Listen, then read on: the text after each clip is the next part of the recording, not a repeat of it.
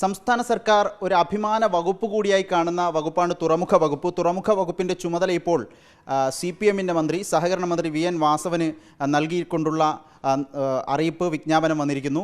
മിനിസ്റ്ററെ, തുറമുഖ വകുപ്പ് വളരെ പ്രധാനപ്പെട്ട ഒരു വകുപ്പാണ്. അതെങ്ങനെ കൈകാര്യം ചെയ്യാനാണ് ഉദ്ദേശിക്കുന്നത്? വകുപ്പുകളെല്ലാം പ്രധാനപ്പെട്ടതാണ്, ഒന്നും പ്രധാനമല്ല. ഇപ്പോൾ തുറമുഖ വകുപ്പ് ഇപ്പോൾ പ്രസക്തമായി നിൽക്കുന്നത് വിഴിഞ്ഞം തുറമുഖം കമ്മീഷൻ ചെയ്യാൻ പോകുന്നു എന്നുള്ളത് കൊണ്ടാണ്. ലോകത്ത് തന്നെ 10 തുറമുഖങ്ങൾ എടുക്കുമ്പോൾ അതിലൊന്നായി വിഴിഞ്ഞത്തെ കാണാം.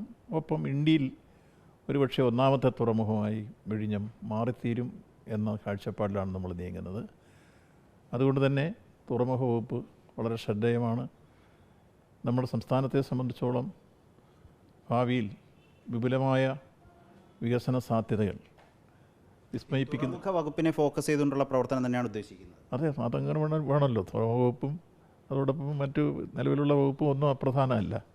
അതിനെ വിഴിഞ്ഞം തുറമുഖവും അതോടൊപ്പം കേരളത്തിൽ ഈ വിഴിഞ്ഞം തുറമുഖം മാത്രമല്ല, വേറെ ചെറുകിട ഉൾനാടൻ ജലഗതാഗതം ഉൾപ്പെടുത്തിക്കൊണ്ട് കോട്ടയത്ത് തന്നെ ഒരു തുറമുഖമുണ്ട്. ഞാൻ MLA ആയിരുന്നപ്പോൾ കൊണ്ടുവന്ന ഒരു പ്രോജക്റ്റാണത്. ഇപ്പം തുറമുഖ വകുപ്പ് പലതരം പ്രതിസന്ധികൾ നേരിടുന്നുണ്ട്, പണലഭ്യതയടക്കം. അതൊക്കെ പ്രതിസന്ധി പരിഹരിച്ച് എത്രയും വേഗം കമ്മീഷൻ ചെയ്യുക എന്നുള്ളത് തന്നെയാണല്ലോ ലക്ഷ്യം. അത് തന്നെയാണ്, സംശയം വേണ്ട. കാരണം ഇപ്പോൾ ഈ ഗവൺമെൻറ്റിനെ സംബന്ധിച്ചിടത്തോളം വികസന രംഗത്ത് ഒരു വിട്ടുവീഴ്ചയില്ലാതെ എടുക്കുന്ന തീരുമാനങ്ങൾ നടപ്പാക്കാൻ കഴിയുന്ന തീരുമാനങ്ങൾ പറഞ്ഞ് മുന്നോട്ട് പോകുന്നൊരു ഗവൺമെൻറ്റാണ് കേരളത്തിലുള്ളത്. അതുകൊണ്ട് തന്നെ ആ ഗവൺമെൻറ് വിഴിഞ്ഞം യാഥാർത്ഥ്യമാക്കാൻ എന്തെല്ലാം തരത്തിലുള്ള സാമ്പത്തിക പ്രതിസന്ധിയും പ്രയാസമുണ്ടെങ്കിലും അത് പരിഹരിച്ച് മുന്നോട്ട് പോകാൻ പരിശ്രമിക്കും. ആ കാര്യത്തിൽ സംശയമൊന്നും വേണ്ട. ഇക്കാര്യം തന്നെയാണ് തുറമുഖ മന്ത്രി ആദ്യഘട്ടത്തിൽ റിപ്പോർട്ടിനോട് പ്രതികരിച്ചിരിക്കുന്നത്. വലിയ ആത്മവിശ്വാസത്തിലാണ്. ഏതായാലും മിനിസ്റ്റർക്ക് ആശംസകളും നേരുന്നു.